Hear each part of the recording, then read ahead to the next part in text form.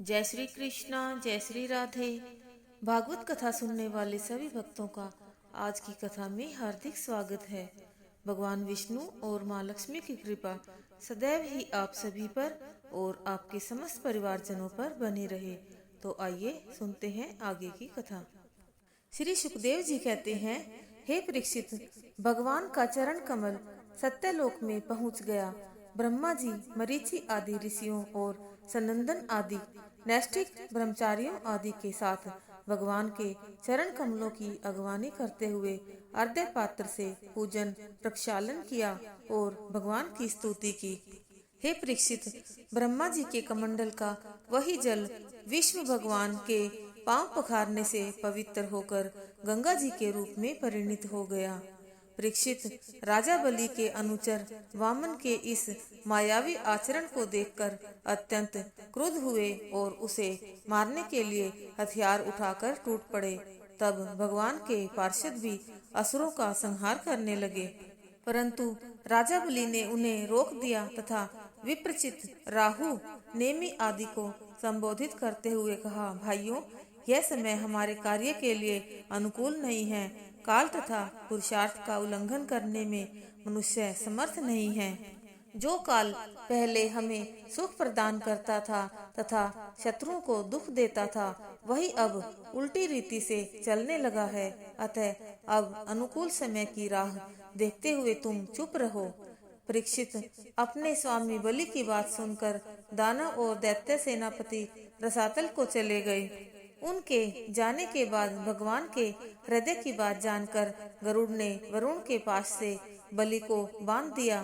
फिर भी बलि की बुद्धि निश्चयात्मक ही रही और सब लोग उसके उदार यश का गान करने लगे। भगवान ने कहा, असुर राज, तुमने मुझे पृथ्वी के 3 पग देने को कहा था। 2 पग में तो मैंने सारी त्रिलोकी नाप ली, अब तीसरा पग पूरा करो।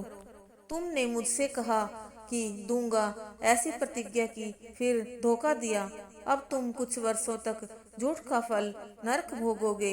हे परीक्षित, इस प्रकार भगवान ने बलि का बड़ा तिरस्कार किया और उसे धैर्य से विचलित करना चाहा, परंतु वे तनिक भी विचलित नहीं हुए और बड़े धैर्य से बोले, देवताओं के आराध्य देव, आप कृपा करके अपना तीसरा पग मेरे सिर पर रख दीजिए। मुझे नरक में जाने का अथवा राज्य से च्युत होने का भय नहीं है। मैं पाश में बंधने अथवा अपार दुख में पड़ने से भी नहीं डरता। मैं डरता हूँ केवल अपनी अपकीर्ति से। श्री सुखदेव जी कहते हैं, हे परीक्षित, राजा बलि इस प्रकार कह ही रहे थे कि भगवान के प्रेमी भक्त प्रहलाद जी वहां आ पहुँचे। बलि उस समय वरुण पाश में बंधे हुए थे, इस कारण से उनकी पूजा आदि न कर सके, केवल सिर झुकाकर प्रणाम किया। तब प्रहलाद जी ने कहा, प्रभु, आपने बलि को यह ऐश्वर्यपूर्ण इंद्र पद दिया था, अब आज आपने ही उसे छीन लिया। आपका देना जितना सुंदर है, वैसा ही सुंदर लेना भी मैं समझता हूँ कि आपने इस पर बड़ी कृपा की है, जो आत्मा को मोहित करने वाली राज्य लक्ष्मी से इसे अलग कर दिया। मैं आपको नमस्कार करता हूँ। हे परीक्षित, इतने में ही राजा बलि की परम साध्वी पत्नी विंध्यावली वहां आई और भगवान के चरणों में प्रणाम किया और बोली, हे भगवान, आपने अपनी क्रीड़ा के लिए ही इस संपूर्ण जगत की रचना की है। जब आप ही इसके कर्ता भर्ता और संहर्ता हैं, तब आपकी माया से मोहित होकर अपने को झूठ मूठ कर्ता मानने वाले आपको समर्पण क्या करेंगे।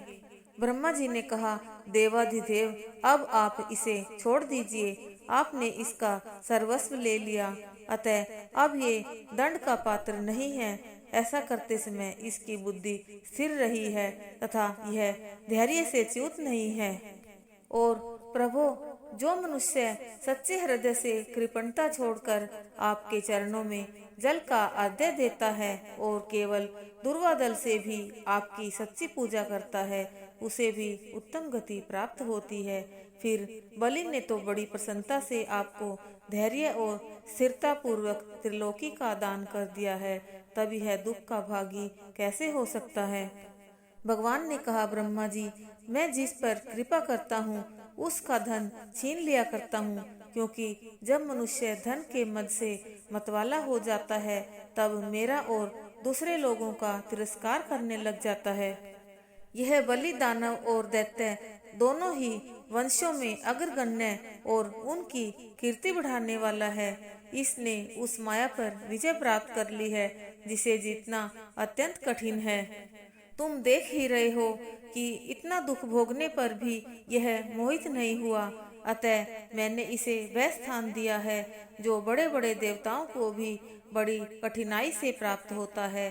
सावर्णी मनवंतर में यह इंद्र होगा, तब तक यह विश्वकर्मा के बनाए हुए सुतल लोक में रहे। फिर बलि को संबोधित करके कहा, वीर बलि, अब तुम अपने भाई बंधुओं के साथ सुतल लोक में जाओ, जिसे देवता लोग भी चाहते हैं। तुम मुझे वहाँ सदा सर्वदा अपने पास ही देखोगे। बलि ने कहा, प्रभु, मैंने तो आपको पूरा प्रणाम तक भी नहीं किया, केवल प्रणाम करने की मात्र चेष्टा ही की। उसी से मुझे वह फल मिला जो आपके चरणों के शरणागत भक्तों को प्राप्त होता है। श्री सुखदेव जी कहते हैं, हे परीक्षित, यूं कहते ही बलि वरुण के पाशों से मुक्त हो गए। तब उन्होंने ब्रह्मा जी एवं शंकर जी को प्रणाम करके असुरों को साथ ले सुतल लोक की यात्रा की।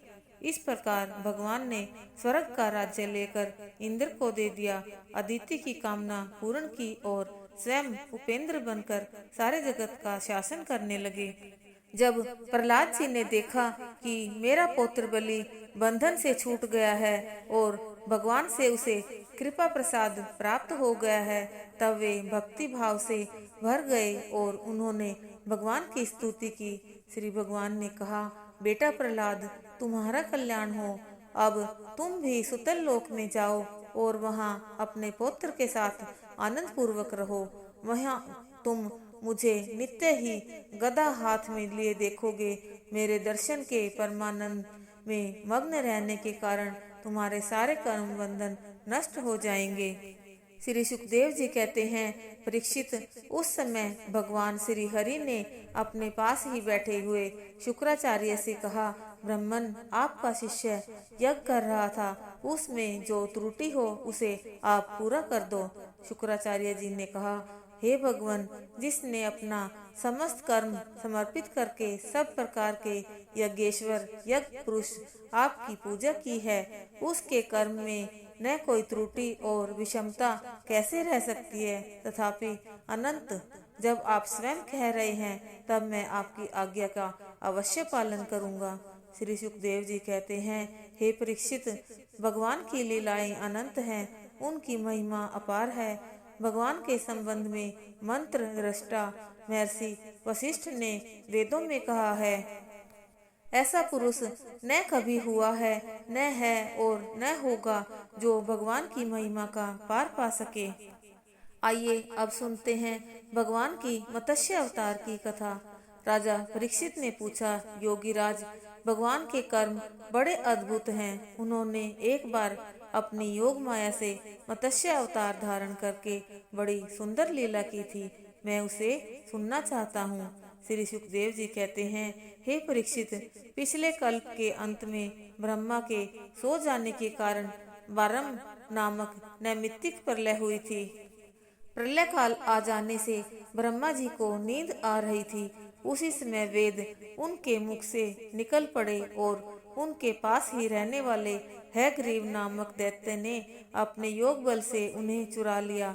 भगवान श्री हरि ने उसकी यह चेष्टा जान ली, इसलिए उन्होंने मत्स्य अवतार ग्रहण किया। हे परीक्षित, उस समय द्रविड़ देश के राजा सत्यव्रत केवल जल पीकर तपस्या कर रहे थे।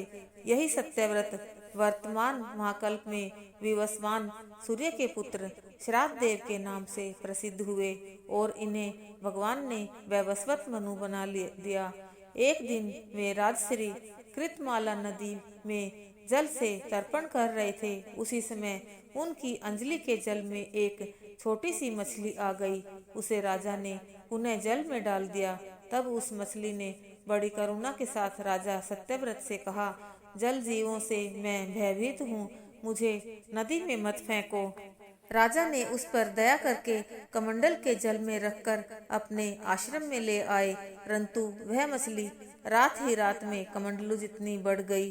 तब राजा ने उसे एक बड़े जलपात्र में डाल दिया।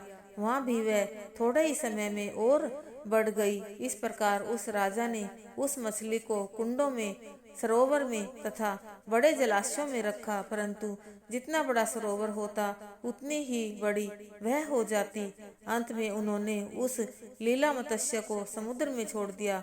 समुद्र में डालते समय मत्स्य भगवान ने सत्यव्रत से कहा, वीर, मुझे समुद्र में मत छोड़िए, वहाँ बड़े बड़े मगर मुझे खा जाएंगे। मत्स्य भगवान की यह मधुर वाणी सुनकर राजा सत्यव्रत मोह मुग्ध हो गए और उन्होंने कहा, भगवान, मत्स्य रूप धारण करके मुझे मोहित करने वाले आप कौन हैं? अवश्य ही आप साक्षात सर्वशक्तिमान, सर्व अंतर्यामी, अविनाशी भगवान श्री हरि हैं। हे राजश्री, सत्यव्रत ने स्तुति की, कमल नयन प्रभो, जैसे देहादि अनात्म पदार्थों में अपनेपन का अभिमान करने वाले संसारी पुरुषों का आश्रय व्यर्थ होता है, उस प्रकार आपके चरणों की शरण तो व्यर्थ हो ही नहीं सकती, क्योंकि आप सबके अहेतुक प्रेमी, परम प्रियतम और आत्मा हैं। आपने जो रूप धारण करके हमें दर्शन दिया है, यह बड़ा ही अद्भुत है। हे परीक्षित, जब आपने प्यारे भक्त की यह प्रार्थना सुनी, तब उसका प्रिय और हित करने के लिए तथा कल्पांत के प्रलयकालीन समुद्र में विहार करने के लिए उनसे कहा। मत्स्य रूपधारी भगवान ने कहा, सत्यव्रत, आज से 7वें दिन भूलोक आदि तीनों लोक प्रलय के समुद्र में डूब जाएंगे। उस समय मेरी प्रेरणा से तुम्हारे पास एक बहुत बड़ी नौका आएगी। उस समय तुम समस्त प्राणियों के सूक्ष्म शरीरों को और समस्त धान्य आदि छोटे बड़े बीजों को लेकर सप्तऋषियों के साथ उस नौका पर चढ़ जाना। उस समय सब और सागर ही लहराता होगा तथा प्रकाश भी नहीं होगा। केवल ऋषियों की दिव्य ज्योति के सहारे ही तुम उस नौका पर विचरण करना। जब प्रचंड आंधी चलने के कारण नाव डगमगाने लगेगी, तब मैं इसी रूप में वहां आ जाऊंगा और तुम लोग वासुकी नाग के द्वारा उस नाव को मेरे सींग में बांध देना। इसके बाद जब तक ब्रह्मा जी की रात्रि रहेगी, तब तक मैं ऋषियों के साथ तुम्हें उस नाव में बैठाए हुए उस महासागर में विचरण करूंगा। उस समय जब तुम प्रश्न करोगे, तब मैं तुम्हें उपदेश दूंगा। मेरे अनुग्रह से मेरी वास्तविक महिमा, जिसका नाम पर ब्रह्म है, तुम्हारे हृदय में प्रकट हो जाएगी और तुम उसे ठीक ठीक जान लोगे। भगवान राजा को यह उपदेश देकर अंतर्ध्यान हो गए। अब राजा सत्यव्रत उस समय की प्रतीक्षा करने लगे। इतने में ही भगवान का बताया हुआ वह दिन आ पहुंचा। समुद्र अपनी मर्यादा छोड़कर बढ़ने लगा तथा नाव भी आ गई। तब राजा धान्य आदि बीजों और सप्त ऋषियों को साथ लेकर उस नौका पर चढ़ गए। सप्त ऋषियों ने कहा, हे राजन, तुम भगवान का ध्यान करो, वे ही हमें इस संकट से पार लगाएंगे। उनकी आज्ञा से राजा ने प्रभु का ध्यान किया। उसी समय उस महासागर में मत्स्य भगवान प्रकट हो गए और भगवान की आज्ञा अनुसार राजा ने वह नौका वासुकी नाग के द्वारा भगवान मत्स्य के सींग में बांध दी और राजा सत्यव्रत ने प्रसन्न होकर भगवान की स्तुति की। हे परीक्षित, सत्यव्रत की प्रार्थना सुनकर मत्स्य रूपधारी भगवान ने राजा को अपने स्वरूप के संपूर्ण रहस्य का वर्णन करते हुए ज्ञान, भक्ति और कार्य योग से परिपूर्ण दिव्य मत्स्य पुराण का उपदेश दिया। श्री सुखदेव जी कहते हैं, हे परीक्षित, प्रलयकालीन समुद्र में जब ब्रह्मा जी सो गए थे, उनकी सृष्टि शक्ति लुप्त हो चुकी थी। उस समय उनके मुख से निकली हुई श्रुतियों को चुराकर हैग्रीव दैत्य पाताल में ले गया था। भगवान ने उसे मारकर वे श्रुतियां ब्रह्मा जी को लौटा दी एवं सत्यव्रत तथा सप्त ऋषियों को ब्रह्म तत्व का उपदेश किया। उन समस्त जगत के परम कारण लीला मत्स्य को मैं नमस्कार करता हूँ। इसी के साथ आज की कथा संपूर्ण हुई। बोलिए विष्णु भगवान की जय। बोलिए श्रीमद् भागवत महापुराण की जय। बोलिए सुखदेव जी महाराज की जय। आइए अब करते हैं भागवत जी की आरती। श्री भागवत भगवान की है आरती, पापियों को पाप से है तारती। श्री भागवत भगवान की है आरती, पापियों को पाप से है तारती। ये अमर ग्रंथ ये मुक्ति पंथ ये पंचम वेद निराला, नव ज्योति जलाने वाला। हरि नाम यही हरि धाम यही, यही जग मंगल की आरती। पापियों को पाप से है तारती। श्री भागवत भगवान की है आरती, पापियों को पाप से है तारती। ये शांति गीत पावन पुनीत पापों को मिटाने वाला, हरि दर्श दिखाने वाला। यह सुख करनी यह दुख हरनी, श्री मधुसूदन की आरती। पापियों को पाप से है तारती। श्री भागवत भगवान की है आरती, पापियों को पाप से है तारती। ये मधुर बोल जग फंद खोल सन्मार्ग दिखाने वाला, बिगड़ी को बनाने वाला। श्री राम यही घनश्याम यही, यही प्रभु की महिमा की आरती। पापियों को पाप से है तारती।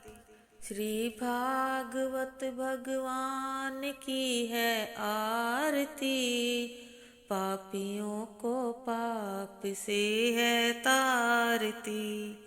पापियों को पाप से है तारती। पापियों को पाप से है तारती। जय जय श्री राधे, जय जय श्री राधे, जय जय श्री राधे श्याम।